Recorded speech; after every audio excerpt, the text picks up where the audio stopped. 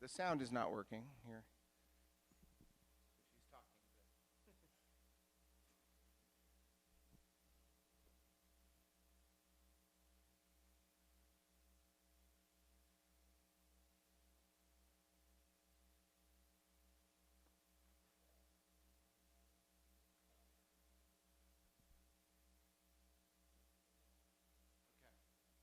Okay. Let's give it, see if we can fix it in 30 seconds, and if not, let's just start the panel. Issues that really matter. Okay. We're worried that over the coming decades. Hi, I'm Emma from Democracy Co. We're an Australian business that specialises in deliberative democratic engagement. We support communities, governments and non-government organisations to tackle some of the most pressing and challenging environmental and social issues of our time. We've got experience not only working in Australia, but also in diverse countries such as Bosnia, the Philippines and Singapore. But we're worried. We're increasingly worried. We're seeing divisions between our communities and within our communities in Australia as well as in countries around the world. We're seeing an increasing inability to talk about the issues that divide us. This is creating problems for meaningful dialogue and hence governments to implement substantial reform to issues that really matter. We're worried that over the coming decades, impacts of climate change on our society will make these issues even worse. As a consequence, 3 years ago, we started to think about how deliberative process could be used to help reinforce and improve our system of representative government. As specialists in deliberative engagement, we've been using these methods to support governments in the main to explore complex and divisive issues for more than 8 years. We've helped governments to find a way through and enabled reform on complex areas of public policy such as insurance and urban planning. We started to think, why couldn't deliberative methods be used by individual local representatives to better understand the needs of their communities and better understand where their diverse communities can actually reach agreement with each other? In doing so, we could assist in not only raising the voice of citizens within the system of government, but also help overcome divisions in our communities. This led us to design a deliberative approach that can be used by local representatives seeking to better represent their people. The Canberra Forum is our first trial of this process. Alicia Payne is the local representative for the electorate of Canberra, our national capital. In essence, the method we've designed to support representatives like Alicia involves, firstly, a broad whole of community survey to find out what issues are important to the electorate, as well as a random sample survey of the electorate to better understand values, of community values. A process of random selection and random stratification is used to then select a group of 40 diverse and representative community members to form a deliberative group known as the Forum. The Forum either sets its own agenda and determines what question or issue it wants to make recommendations on, or the representative of the community can pose questions to them. Either way, we're looking to find those issues that are not only important to the community, but also may be divisive. The Forum is then supported with the advice of experts and the deliberative facilitation approach to develop recommendations for their representative about what they would like done on the issue. They need to reach agreement with each other, preferably 80%. As I speak, we're in the early stages of implementing the Canberra Forum. The Sortition Foundation has recruited a diverse group of community members, and the Forum members are currently working to determine their own agenda. They've narrowed their likely focus to climate change, housing affordability, or improving community involvement in government, obviously inspired by the forum that they're part of. If you're keen to learn more, please reach out to us. You can find out more about the project and also Democracy Co. at our web address. We look forward to talking to you. Thanks and enjoy the conference. Thank you, Emma. And now we're for panel 4, how good is direct democracy for sustainability? And I'll turn it over to Monica. Thank you. Hola, muy buenas tardes a todas y todos.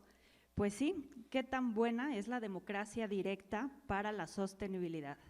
Y bueno, no voy a romper la regla de oro que es no agradecer, pero les quiero compartir que me siento muy contenta y honrada de compartir este panel con mis colegas a quienes les voy a presentar en un minuto.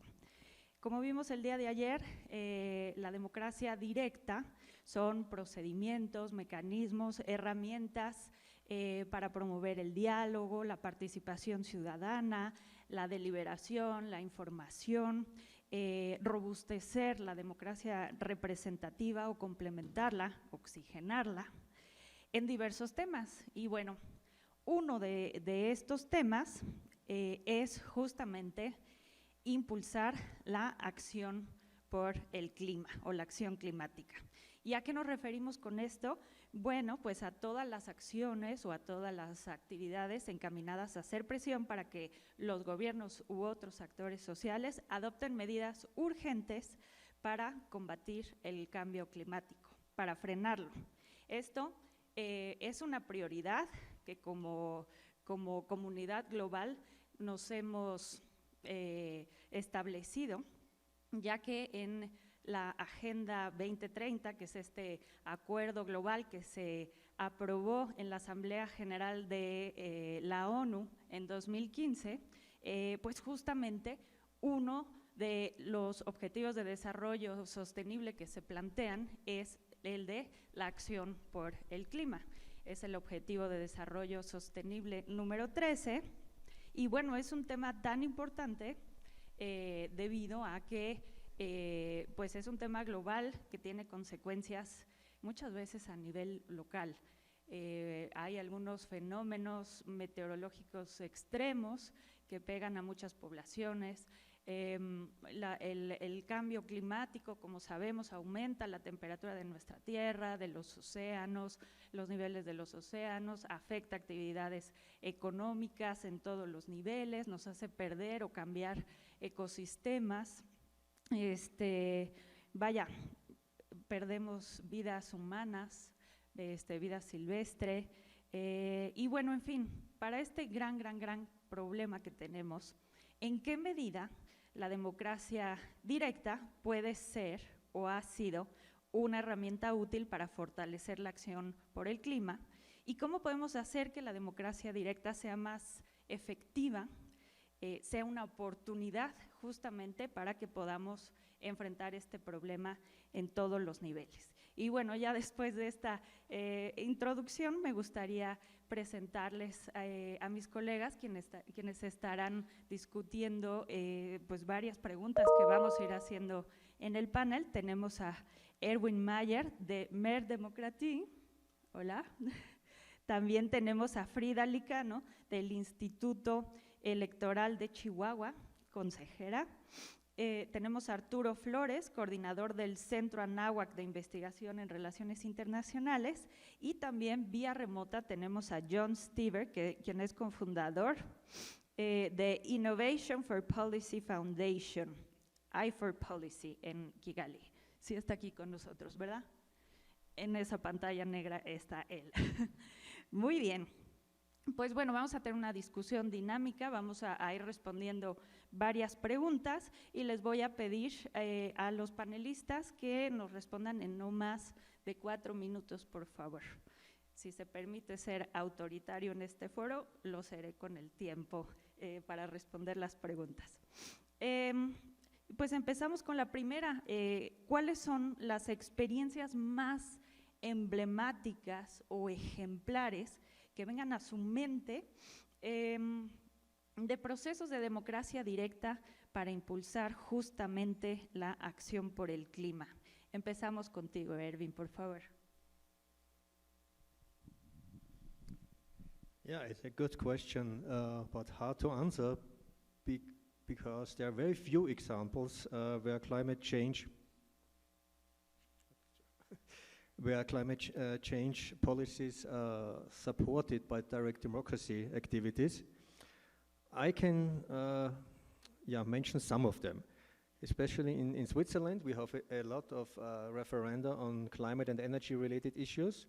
One of the most successful was the anti-transit initiative, where the external costs of transit was internalized and the railways have been supported, etc.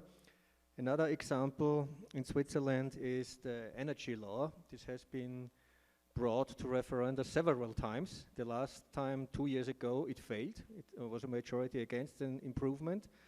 But before, there has been a lot of support to it, even in referenda.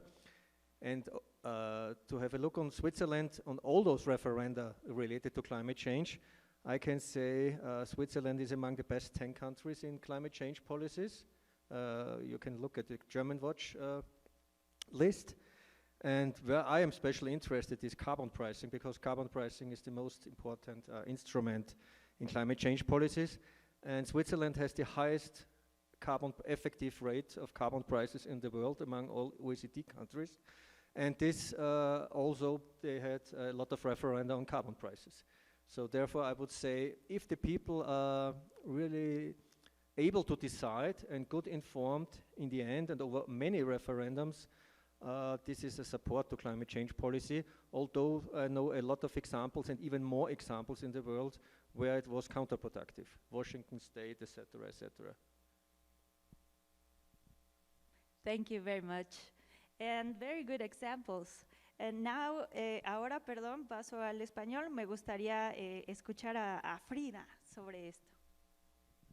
Gracias, Mónica. Buenas tardes. Voy a tratar de ser muy ágil. Vengo de Chihuahua. Chihuahua es una de las 32 entidades federativas que comprende la República Mexicana. Es el estado más grande del territorio, hablando en términos de territorio. Y en Chihuahua, la constitución política del estado, voy a hablar desde lo local, voy a hablar desde la experiencia de Chihuahua.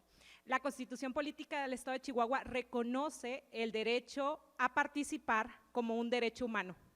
A partir de ahí se genera la Ley de Participación Ciudadana del Estado de Chihuahua, existe un reglamento, el Instituto Estatal Electoral, que es la autoridad encargada de organizar las elecciones en el estado, también emite sus lineamientos de participación ciudadana, y rápidamente me gustaría presentarles un mapa de los mecanismos que en Chihuahua se pueden solicitar, el siguiente por favor, que son los mecanismos de participación política y los mecanismos de participación social. Dicho esto, quiero hablarles de una experiencia que se llevó a cabo en el año pasado, donde un grupo de la ciudadanía, que su lucha va en términos de medio ambiente, solicita al Instituto Estatal Electoral la organización de una consulta pública para poner a consideración de las personas, no de la ciudadanía, porque también se contempló a niñas, niños y adolescentes, el tema de la importancia y urgencia de que se instituyera como tema prioritario para la autoridad estatal que la Sierra de Nombre de Dios, que es la sierra de mayor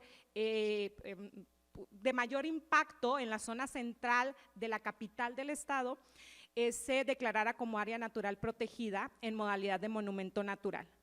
Los cerros en Chihuahua son muy importantes porque determinan el clima en un estado que es altamente árido.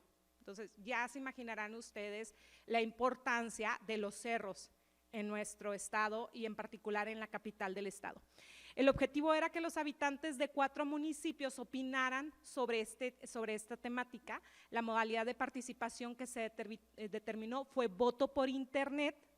Es un sistema que tiene el instituto, que ha desarrollado el Instituto Estatal Electoral. Se llevó a cabo el año pasado del 11 al 30 de abril. Participaron 6,784 personas, un número muy bajo, pero histórico porque era la primera consulta pública organizada en el estado a partir de la Ley de Participación Ciudadana. De los participantes, el 97% de ellos dijo sí es importante que se atienda por el Ejecutivo Estatal este tema y se declare la Sierra Nombre de Dios como monumento, como área natural protegida. ¿Cuáles fueron los efectos de la consulta? Y con esto voy a terminar. El Congreso del Estado, al ver los resultados de la consulta, exhorta al Poder Ejecutivo Estatal y al Federal para que inicie los trabajos para declarar la Sierra de Nombre de Dios como área natural protegida. Hay una exposición mediática muy amplia del tema, ese es otro de los efectos de la consulta pública que hubo. El tema se subió a la agenda pública derivado de que en los medios de comunicación todos estaban atentos a la primera consulta pública en el estado. Entonces se convirtió en un tema de agenda pública. También hubo un incremento exponencial de las denuncias ante la Procuraduría Federal de Protección al Ambiente, porque una cementera que está ubicada en la zona de la Sierra de Nombre de Dios, pues por lo que señalan las vecinas, los vecinos, ha tenido o ha implicado afectaciones a la salud de las personas alrededor de la sierra. Y actualmente, fíjense esto qué importante, actualmente se encuentra en estudio, ahí en el Consejo del Instituto Estatal Electoral, una solicitud, otra solicitud de consulta pública, pero ahora respecto a una reforma de 6 leyes estatales en materia medioambiental. Entonces, ese es el impacto de una consulta, ¿no? Que se repliquen este tipo de ejercicios, que los temas se suban a la agenda pública, que los que antes no opinaban ahora puedan opinar sobre una decisión que a todas y todos nos atañe. ¿Sería cuánto? Muchísimas gracias, Frida. Y ahora bien, escucharemos a Arturo con algunos ejemplos. Yeah, thank you, Monica. Well, it's a pleasure to be here with all of you. I will start saying that today you are experiencing climate change. Today is one of the warmest days in the history of this city for the last 20 years. We are going to reach up to 31 degrees in March, which is something that doesn't normally happen, or it hasn't happened for the last 20 years. So climate change is here, and if we do not take actions, then I think we are going to suffer not only as people living in these places, but as humankind in general. So the example that I'm going to present took place in Germany a couple of years ago, in 2018, just before the pandemic. And it was an initiative that a small number of activists started in Bavaria. They started a movement called Save the Bees. And it started locally, and so what they were asking for was to have 30% of the land in this particular part of Germany to use it for agricultural uses only. Of course, working in an organic way and without using any pesticides or any type of things that could damage the land. So Bavaria is in the south of Germany and is known as one of the most conservative parts of the country. So a referendum took place, and 75% of the people were in favor of this initiative. It was not a big surprise. So over the last years, they have been working with the locals and with people in direct democratic processes to improve the conditions of this part of Germany. And other countries have followed the same sort of steps. So we have similar cases in Canada, in France, in Spain, in Scotland, in England. The interesting part and the contrast that I will make over the answering the next questions is how most of these examples take place in the global north, because the global north offers a different institutional structure if we compare it to the global south. In the global north, this type of initiatives most of the time take place within an institutional context which can absorb this type of initiatives. And if we compare it to the global south, here I think we have to go via the protest side of things instead of going through the institutions. So I will make my point clear when I answer the next couple of questions. I will finish here my first intervention. Thank you. Muchas gracias, Arturo. Tenemos algunos ejemplos de Suiza, Chihuahua, Bavaria, y ahora vamos a ver qué nos tiene que decir John. John, ¿nos escuchas? Yes, hello everyone. Gracias. So thank you very much for having me and for allowing me to create a space to share at a distance and share the experience of the Global Assembly. Are you able to hear me okay? Yeah? Sí. All right. So I wanted to just start off by sharing a statistic that was recently published by a dear friend and one of the leading modern observers of deliberative democracy, Torsten Sturck. He has counted that there have been 100 citizens' assemblies held at the national, regional, and global levels in the last years. And on 3rd of February of this year, we actually saw the beginning of what is the first permanent citizens assembly in the city of Brussels. And these citizens assemblies have had a number of impacts. I think one of the most illustrious is an example from the French Convention Citoyenne, whereby the citizens pushed for a ban on short-haul flights. So any flights that were less than 4 hours would be banned. This was later negotiated down, but essentially it was recently approved by the European Commission going into law that no flights will be allowed in France that are less than a train journey of less than 2.5 hours. And so this is an example of sort of how proposals that are developed through citizens' assemblies are moving into law and into practice and sort of addressing the question of sustainability and ultimately the climate and ecological crisis. But I wanted to share with you a little bit about the Global Citizens Assembly that we organized in 2021, which was for COP26.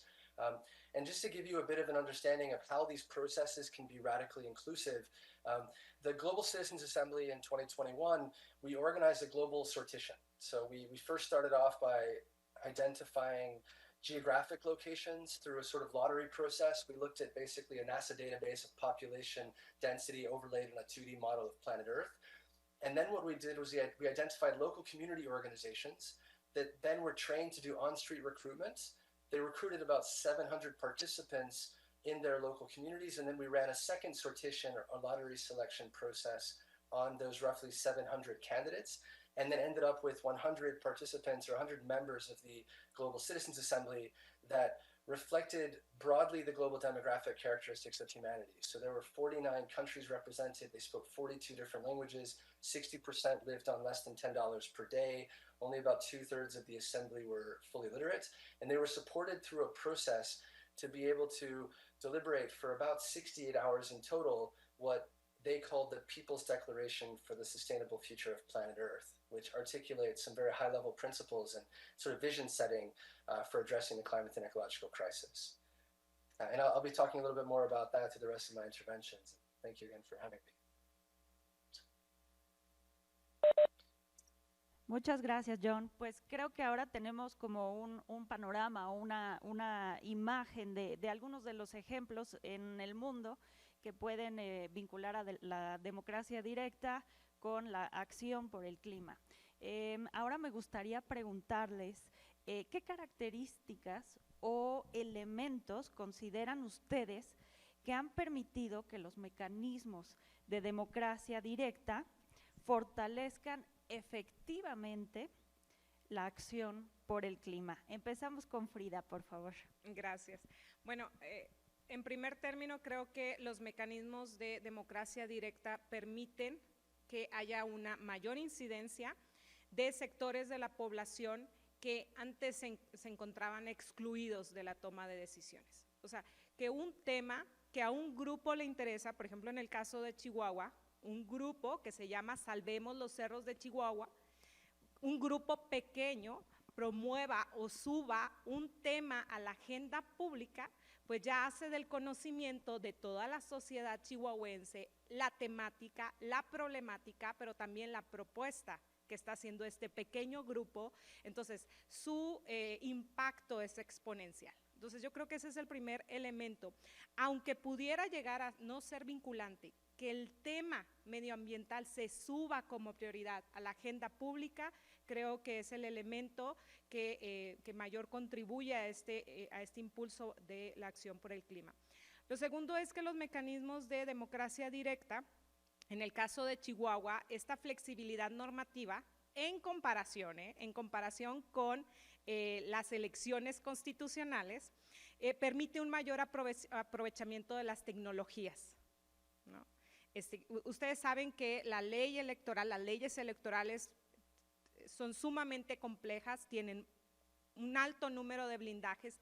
La ley de participación de Chihuahua no atiende a estos mismos blindajes. Entonces, que haya mayor flexibilidad nos permite aprovechar el uso de tecnologías, un elemento que está asociado a las juventudes y que está asociado al tema medioambiental. Y también, pues, al ser la ciudadanía la promovente de los mecanismos de democracia directa, como fue el caso que les expuse de una agrupación llamada Salvemos los Cerros de Chihuahua, son entonces las agrupaciones que defienden el tema medioambiental, las que encuentran a través de los mecanismos de democracia directa las vías para ampliar sus acciones. O sea, si el gobierno no atiende a la temática, no atiende a la preocupación, entonces las agrupaciones encuentran en los mecanismos de democracia directa una vía para dar causa a sus intereses, a sus preocupaciones y hacer público ese tema que les está interesando. Gracias. Muchas gracias, Frida. Y Arturo, ¿tú qué podrías sumar a esta respuesta? Well, I think that direct democratic actions for the sustainability are more than necessary to highlight the importance that, you know, looking after the place where we live in has for us as humankind. For me, it appears as something even logical to have these types of actions. And I think that the role of institutions should be to facilitate these interactions between citizens and, in this case, well, movements or any type of actions that could contribute to have a sustainability. We know that if we analyze the number of countries that have been accomplishing the SDGs, we will realize that most of the countries haven't reached the goals or will not reach the goals by the year 2030. So we have about still 6 years and 10 months to stick to the target. But if we analyze, have a look at how countries are doing, we will see that most of them are not accomplishing these SDGs and the Agenda 2030, unfortunately. I think that local actions definitely have a global impact. So one of the things that we must realize and see is that all these small actions that we do on a daily basis contribute towards keeping our planet. I believe that in the future, the way that countries will structure agendas or actions towards direct democracy are going to definitely have, you know, a greater impact. Well, at least I would hope that. Thank you. Gracias, Arturo. Hemos nombrado cosas como tecnología, jóvenes, ciudadanía, interacción entre ciudadanía e instituciones, acción local. John, ¿a ti qué te gustaría sumar a esta pregunta sobre qué elementos han permitido que se fortalezca efectivamente la acción por el clima mediante la democracia directa?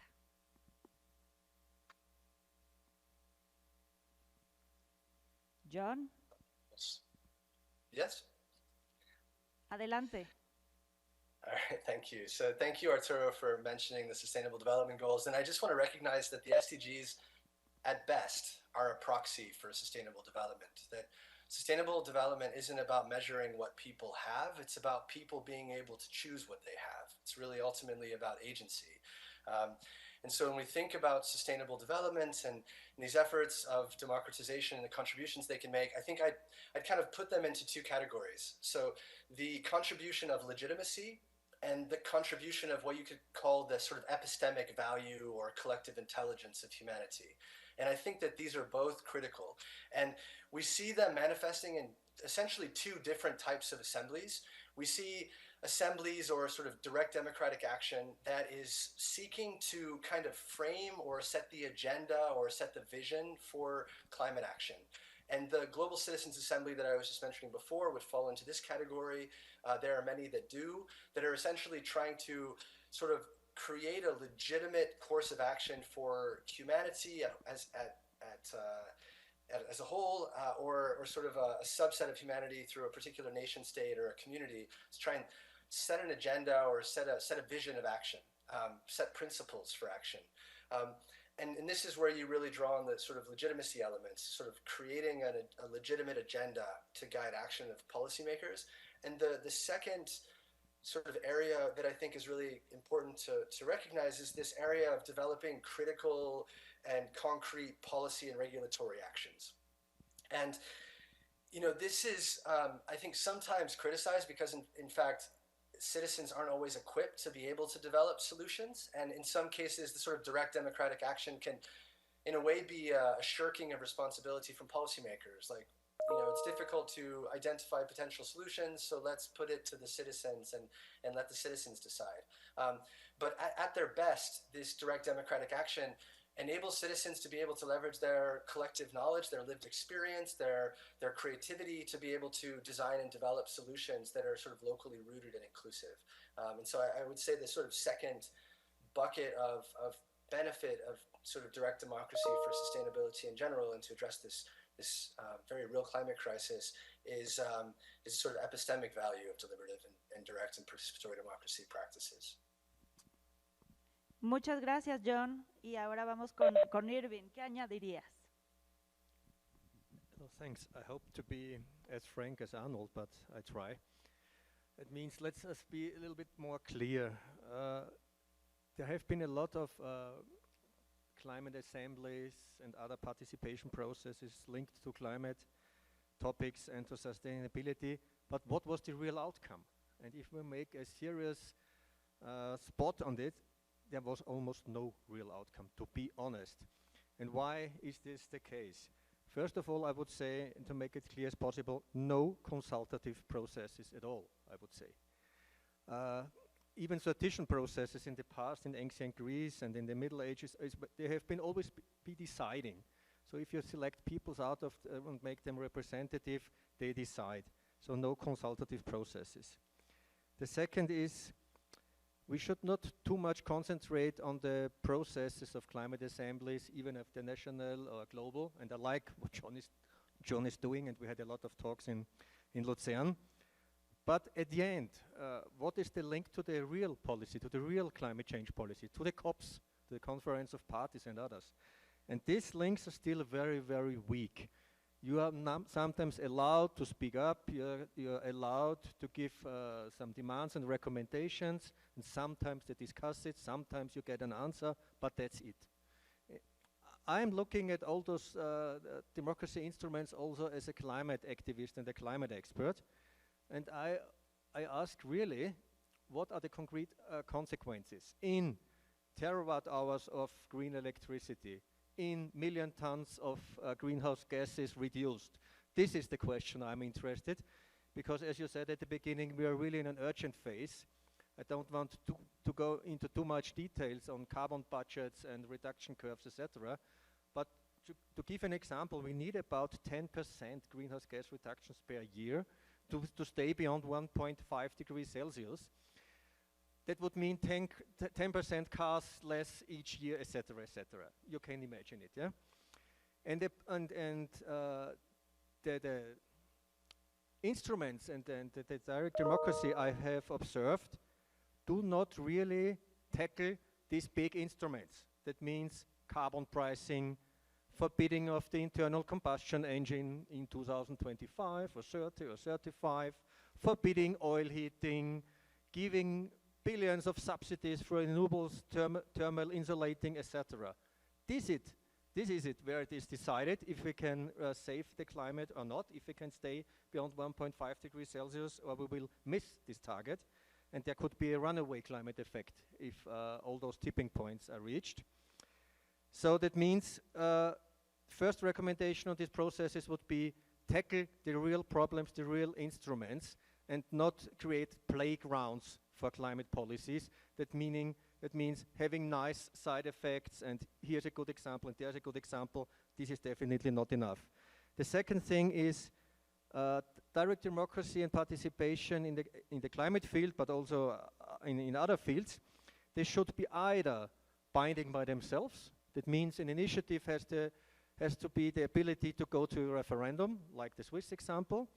Or if you make a climate assembly, nationally, globally, etc., it should be linked to direct democracy, meaning deciding by the people. But what is really important is that the last and finally deciding words are by the people and not by parliament.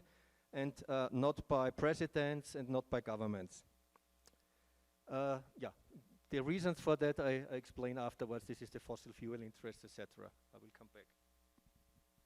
Muchísimas gracias. Entonces, bueno, tenemos aquí algunas ideas de qué puede hacer efectivo los mecanismos de democracia directa y la acción por el clima, pero en esta última intervención vemos que hay límites, ¿no? Entonces, a mí me gustaría voltear un poco hacia otro tema, pero vamos a seguir hablando sobre esto. El tema es cómo identificar y evitar que los intereses poderosos utilicen los procesos de democracia directa para bloquear los esfuerzos para mejorar la sostenibilidad. Porque desde ayer estamos escuchando que la democracia directa es buena, incentiva la información, la deliberación, la participación, etcétera. Pero cuidado, cuidado, cuidado, porque también pueden ser un arma de doble filo o puede haber intenciones escondidas. Entonces, bueno, ahora me gustaría escuchar a Arturo sobre esta pregunta. Adelante, por favor. Yeah, thank you. Well, I think that here we can clearly see a division between the global south and the global north, in the sense that most experiences of local democracy take place in the global south led by someone. There is some type of leadership taking place at the local level and raising an issue. The problem about doing this is that during the first 3 years of this federal administration, we had 58 environmentalists killed in our country. So this is something which is very relevant and which has to do with direct democracy directly, because these persons were trying to raise local issues and were trying to talk about problems affecting communities, and most of these people were against people who is cutting wood in the forest, or against a mine, or against some type of action which harms the environment. So in this sense, when we try to compare initiatives between one side and the other, inequalities are going to play a crucial role as well, because it will be very difficult to have someone in a locality with basic needs to have a long-term vision and to protect the environment. Most of the examples that we provided here, or that we have provided here, well, except yours, take place in northern countries, because most of the needs in the northern countries are already solved. So there is no problem about going out for wood for cooking, as it would happen in Latin America or in Africa or, other places from the south. So I believe that, of course, there are many interests being affected by different types of leadership at the local level. And we have seen it in especially in Latin America and here in Mexico as well.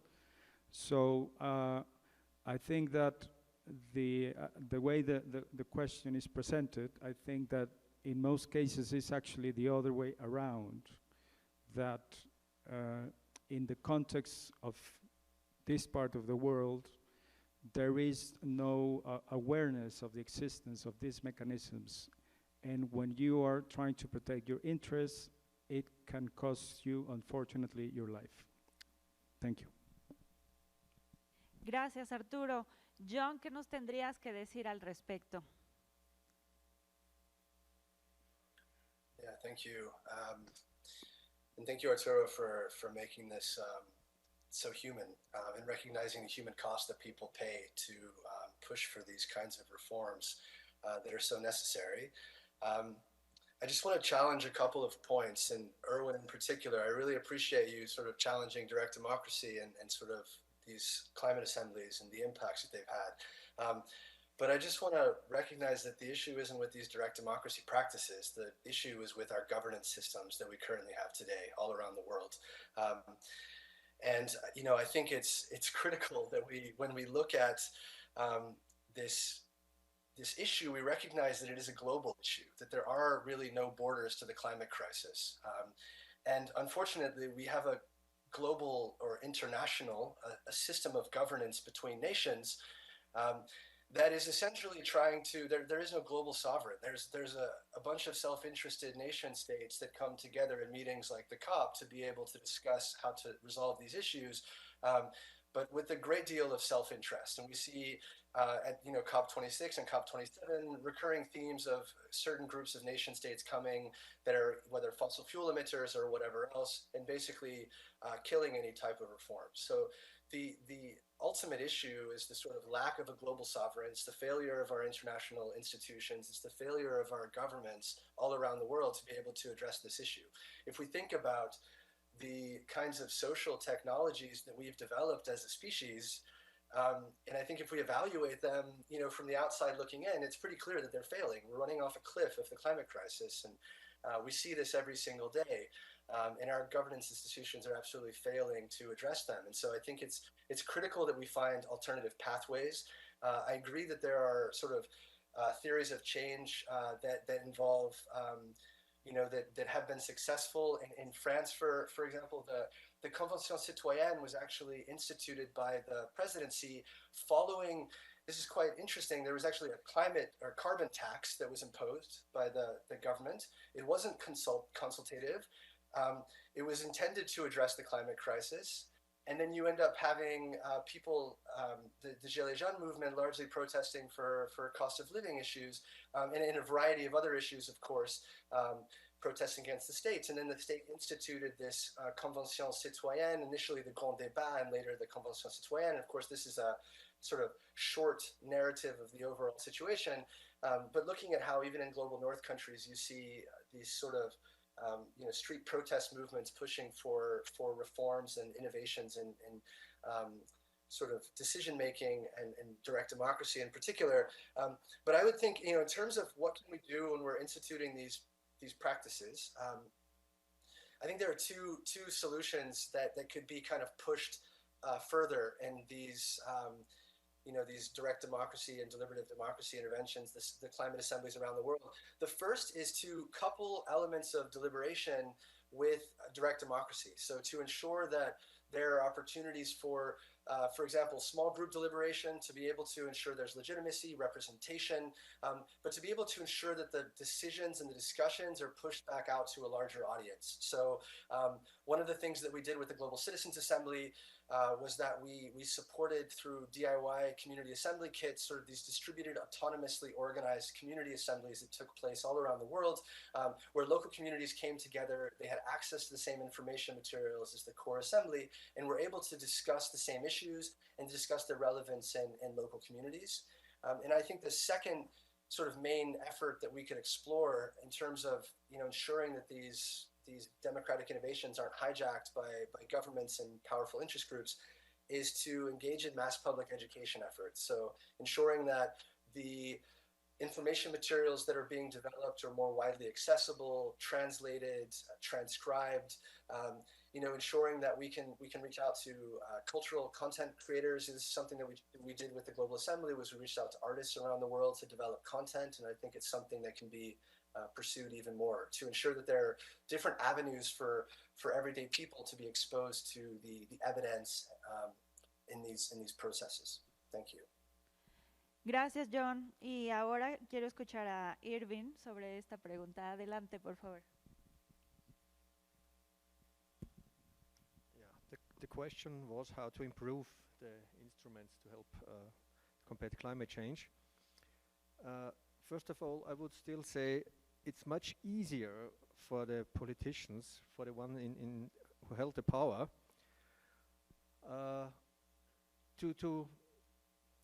I would say to follow fossil fuel interests in indirect democracy systems and to block effective climate policies. So if there would be a strong direct democracy system existing, it's much harder for them for the fossil fuels interests to get on their agenda. So the first thing is let's improve direct democracy and participation processes to help to combat climate change. Only second is how to improve those instruments, and we could of course improve a lot of that. One is transparency on the finance of the parties and initiatives. You should always follow the money. Who is behind an initiative? Is it a party? Is it the president? Is it the civil society? Where does the money come from? You have to know that. And to make a kind of level playing field, there's an idea, it's not mine, it's of the pirates in Europe, how to finance policy at all, because until now the politicians and in parliament and governments decide where the taxpayers' money goes to finance politics. And this is from the beginning a very unfair situation, because the one have a lot of money and media influence, etc., and official media's controlled. In the other ones, the grassroots movements and civil society does not have the same opportunity.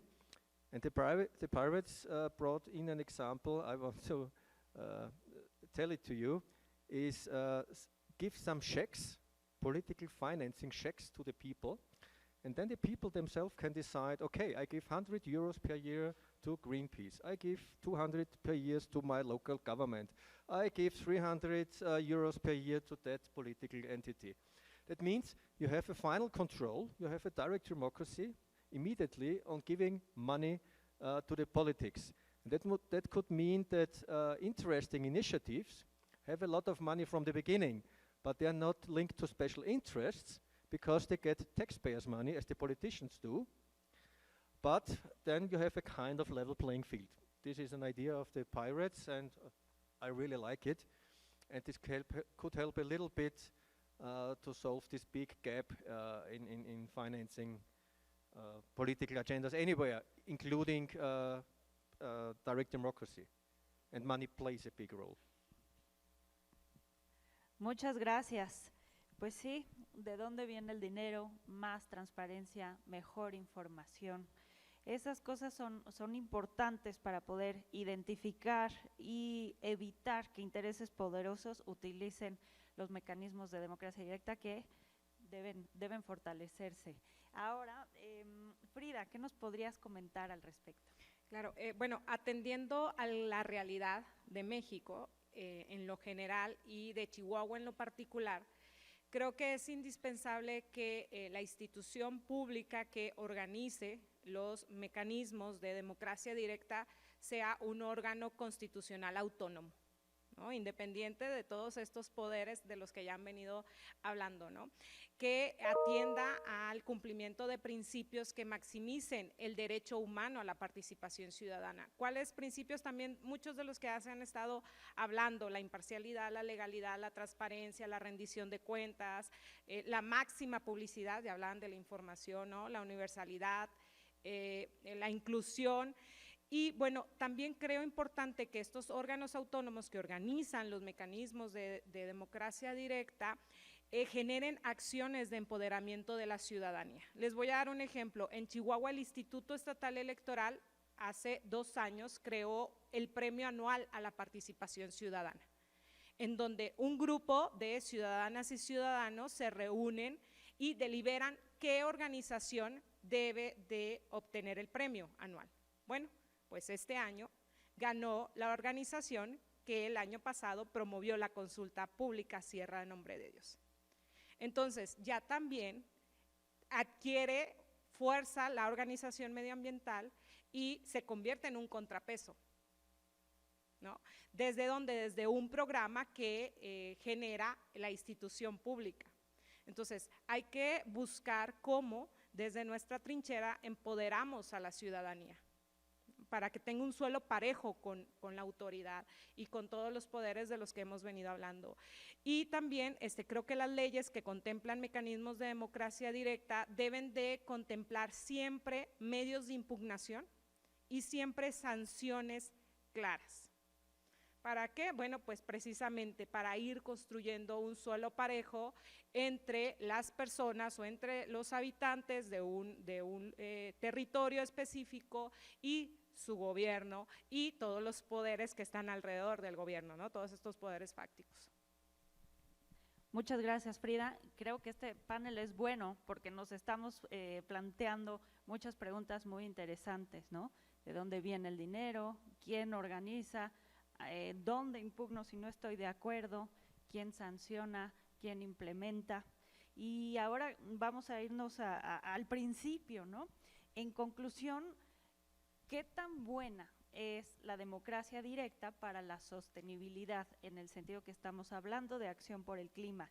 ¿Y crees que la acción por el clima necesita más democracia directa? Y si sí, ¿cómo la hacemos más eficiente, más creíble, más transparente? Le voy a pasar la palabra a John para que nos ayude a concluir. Adelante, John. Thank you, Monica. So I just want to start off actually by quoting the modern political philosopher Helen Landemore, who wrote, "There can be no decarbonization without democratization." And for me, therefore, the question, I would like to flip it around. I think it's less of a question about how good is direct democracy for sustainability, and rather, how can we possibly address the sustainability crisis without democracy? And I just want to share a quote from the IPCC AR6 report that was published last year in March on impacts and adaptation and vulnerabilities, where the authors, the scientists wrote, "Inclusive governance that prioritizes equity and justice in adaptation planning and implementation leads to more effective and sustainable adaptation outcomes, high confidence, integrated and inclusive system-oriented solutions based on equity and social and climate justice reduce risks, and enable climate resilient development, high confidence." They go on to mention inclusive at least 35 times in the report. And I think it's critical to recognize that we can't address these issues without corrective justice, which is ultimately responsible for the climate and ecological crisis.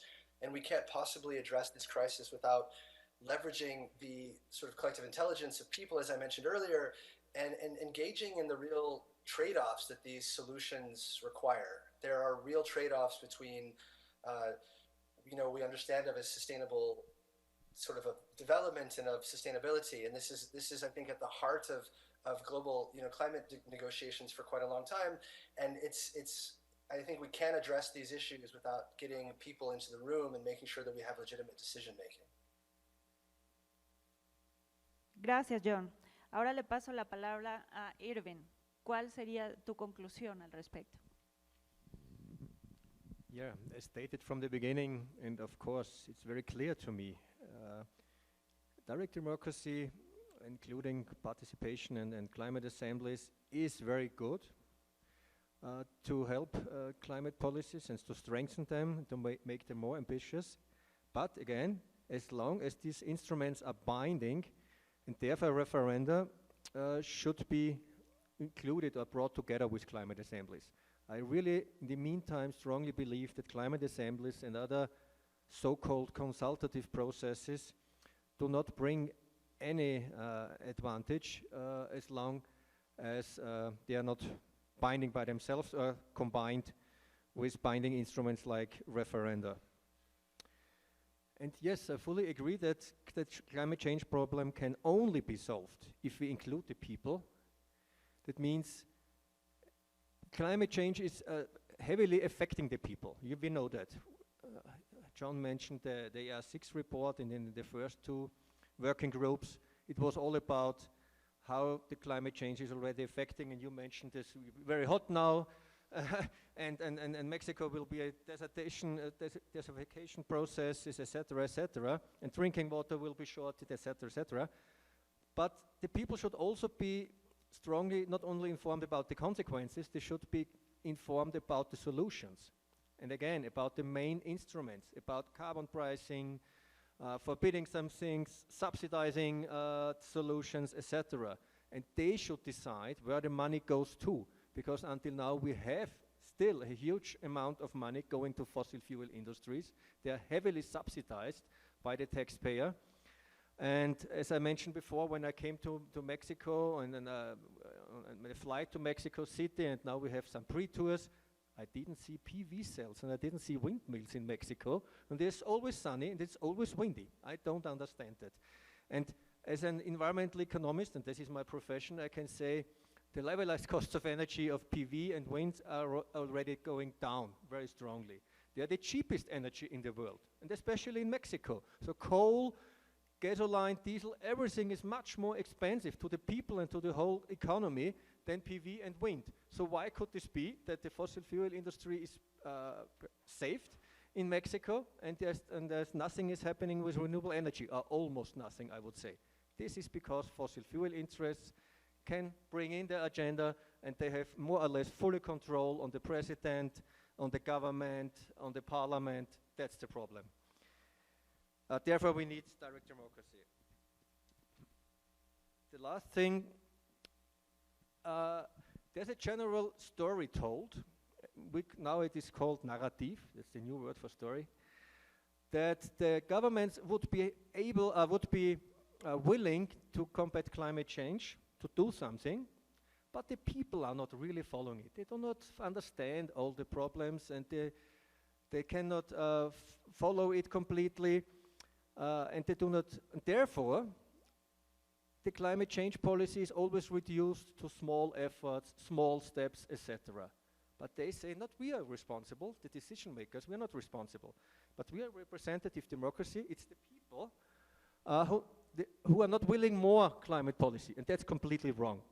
This story is very often told, and it's completely wrong. It's the other way around. And it's not just a feeling, I have empirical evidence about that. We have already worldwide a majority for more, in the people, for more and stronger climate policies, more ambitious climate policies. Even for most of the instruments, and again, I follow the carbon pricing very closely. From China to the US to Europe, you have a majority of the people behind carbon pricing policies, as long as the money is recycled in a fair way, not just giving to the government and then it's gone. Nobody likes that, higher taxes. But we have majorities for that. And we have majorities for renewable energies, etc., etc. So all those things are not implemented because of the government, because of the parliament, because of the presidents. There's the problem.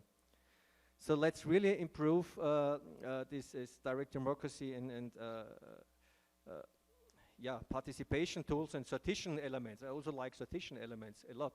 We can talk a lot about in details, but I don't do it now.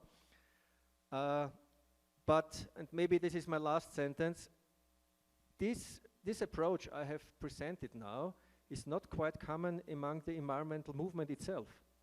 Even when I talk to Greenpeace and other initiatives, etc., and I was with Greenpeace 11 years, they are very skeptical about direct democracy and citizen assemblies, because they say the time is running out, we don't have the time. Then they say, oh, the people couldn't understand it, or the people could be influenced by campaigns by the fossil fuel industry, so we don't trust the people too much. So let's have the decision in parliament and government. And then I say to my friends, but look at the last 30 years. The emissions are going up. They are not going down in some countries in the way they should be. This has everything been decided by governments and parliamentarians. Why do you still stick to this decision-making process? Let's believe in the people. It's much easier, and I can say it for myself as a former Greenpeace campaigner, it's much easier to reach the people and to change their minds than to change very stuck fossil fuels interests who defend their business models of the last 40 years or so. It's much more difficult. Muchas gracias. Confianza en la gente y el tiempo. Entonces, y bueno, también bien identificados los intereses de los combustibles fósiles, que pues obviamente hacen más difícil la eficiencia, la relevancia y los resultados que pueda alcanzar la democracia directa. Frida, ¿qué nos podrías añadir a esta conclusión? Gracias. Bueno, tengo una coincidencia, o sea, yo creo que primero, la acción por el clima sí requiere de más mecanismos de democracia directa, es lo primero. Lo segundo es que para que estos mecanismos realmente funcionen, efectivamente se requiere tiempo, sobre todo en culturas como la mexicana, hablando nuevamente de México y de Chihuahua, o sea, durante décadas al Estado le convino que la población se mantuviera al margen de las decisiones.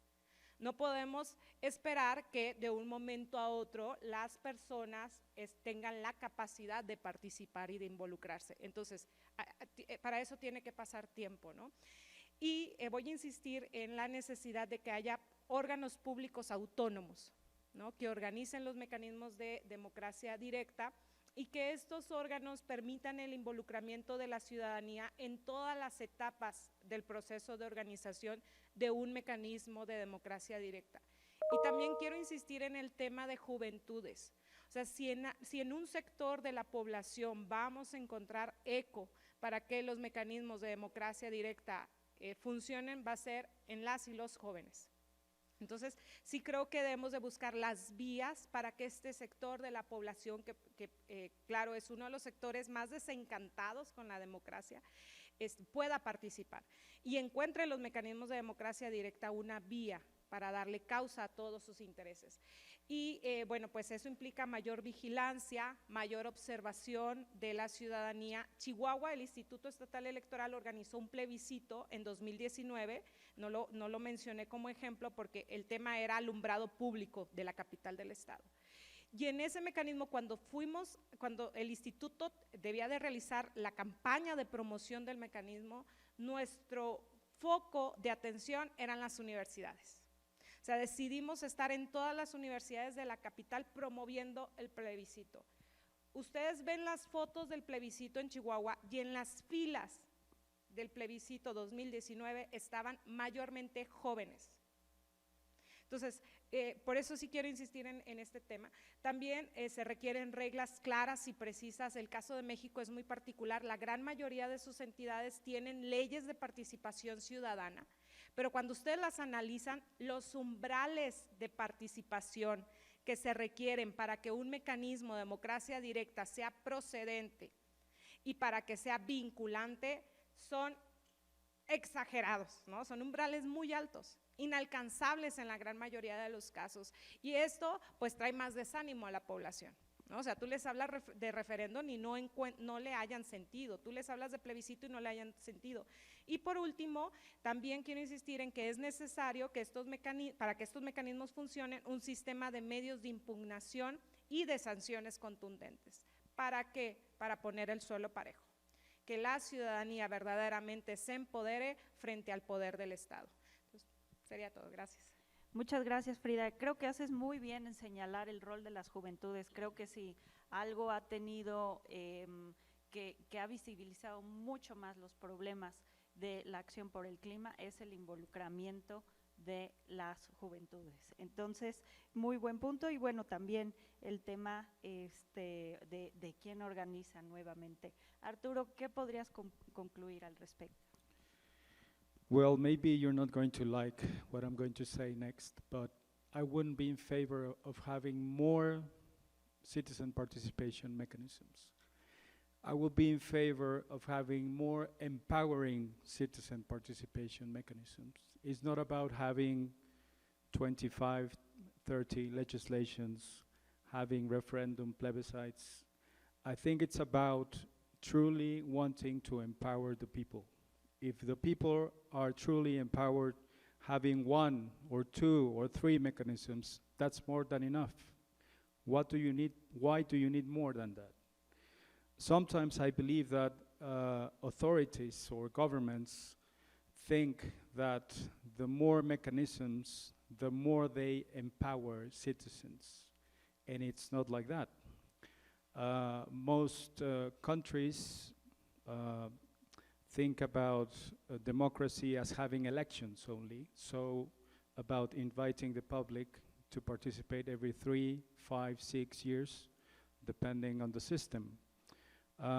Some of the points that Erwin made, I think they are directly related to the system that we have, which in most countries we have a representative type of democracy, so we vote for politicians and we give them the power to make decisions on our behalf.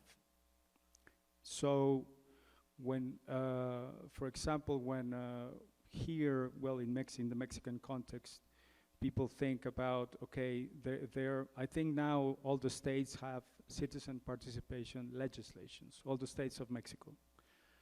But then if we start looking at how they use these mechanisms, we are going to realize that in most cases, I'm not saying in all of them, in most cases, all the decisions which are consulted are like logic in a way. So it's like, do we need to build this road or we don't build the road? And you make a plebiscite.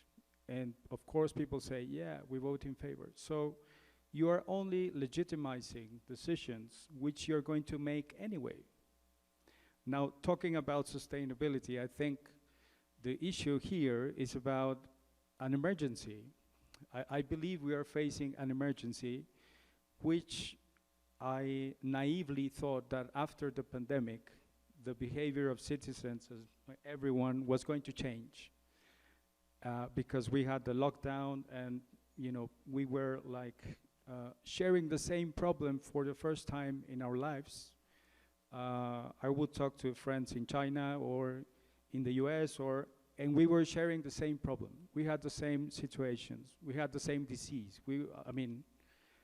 And I thought, well, maybe after this, like post-global period of, you know, calm, we are going to make some changes in the way we consume, in the way we plan the future, everything. And it hasn't been the case. Unfortunately, that is not the case. So my point of view is that we look at having empowering, truly empowering citizen participation mechanisms, not many mechanisms. Thank you. Muchas gracias a todos. Antes de terminar este panel, me gustaría preguntar si hay alguna si alguien tiene alguna pregunta en la audiencia. Alguien levantó la mano. Ok, vamos a usar mi micrófono, ¿ok? Sí.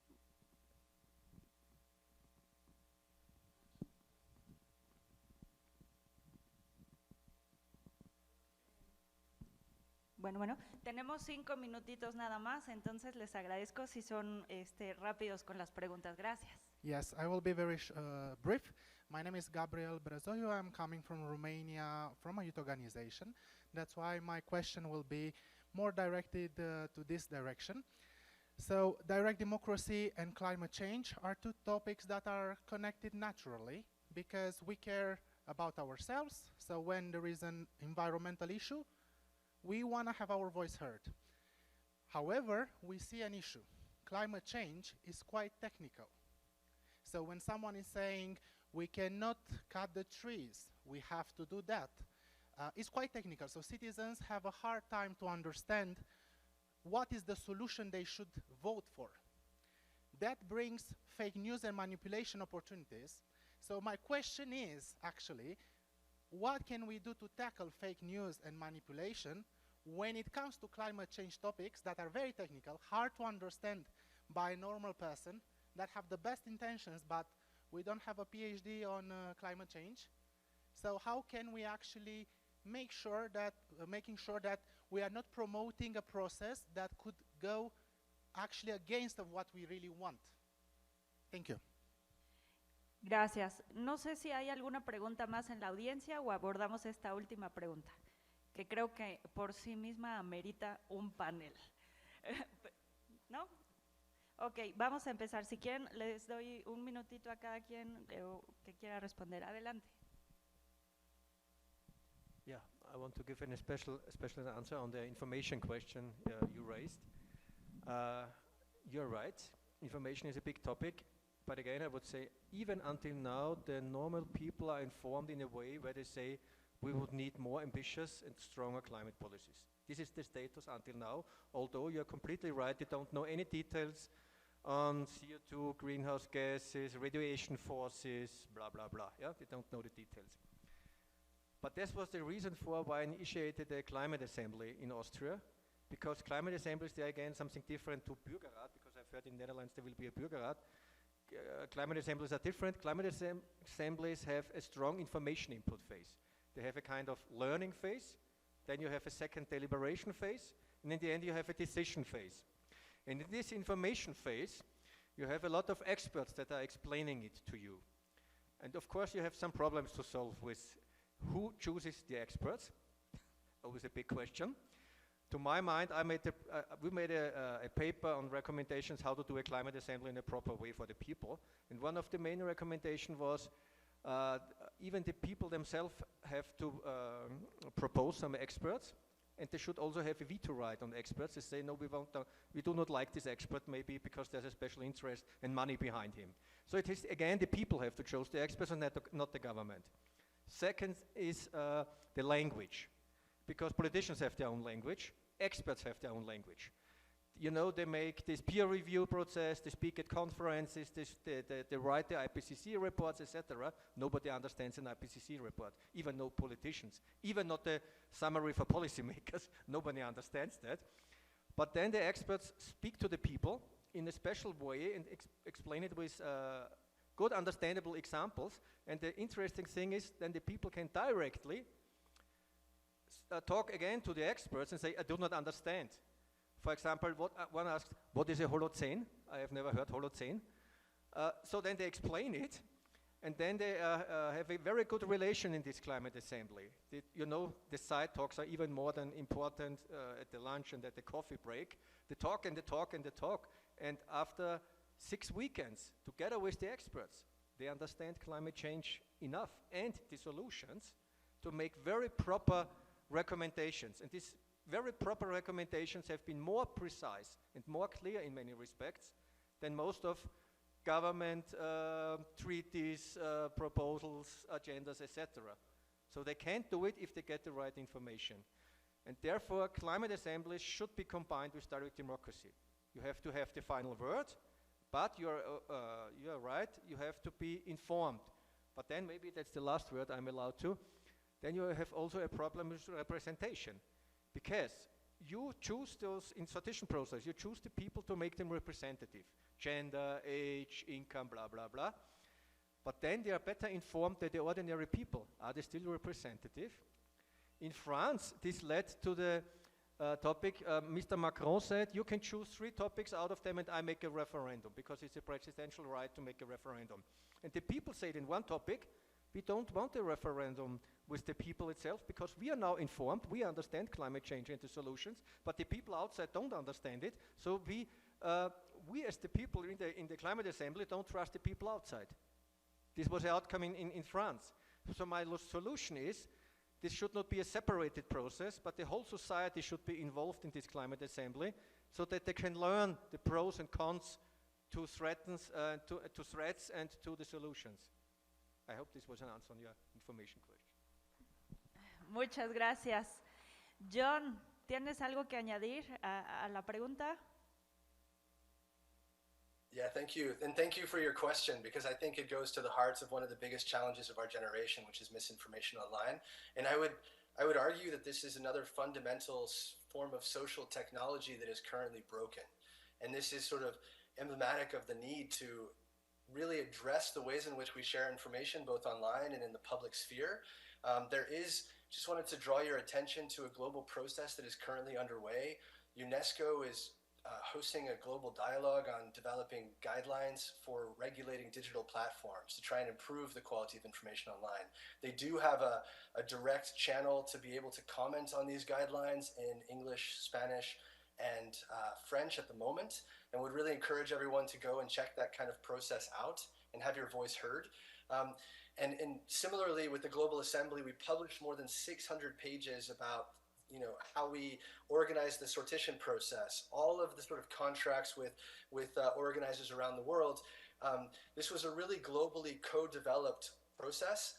And in the Global Assembly, what we did was we actually sought to ensure that anyone with any level of educational background would be able to access precisely the IPCC kind of reports that Erwin mentioned are so difficult for people to read. We actually developed what we chose to call a 7-generation anchoring exercise, where we actually supported the members of the assembly to kind of map out their intergenerational timeline. So when their great-grandparents were born, when their great-grandchildren in their communities might be born, and we created a time series with that to be able to then convert any sort of time series information in the IPCC report into a sort of narrative that could sort of pinpoint changes in climate, changes in biodiversity levels, in relationship to the members of the assemblies, their individual family timelines, to be able to make this kind of information understandable, to sort of make the scientific information not just a sort of time series graph, but something that people, everyday people could understand. And I think that that's really the power of these climate assemblies, as Erwin mentioned, that they feature a really important learning component.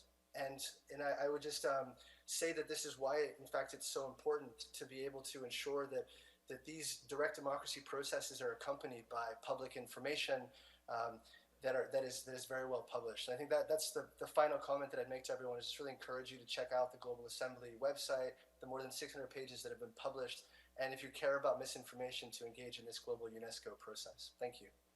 Muchas gracias. Arturo.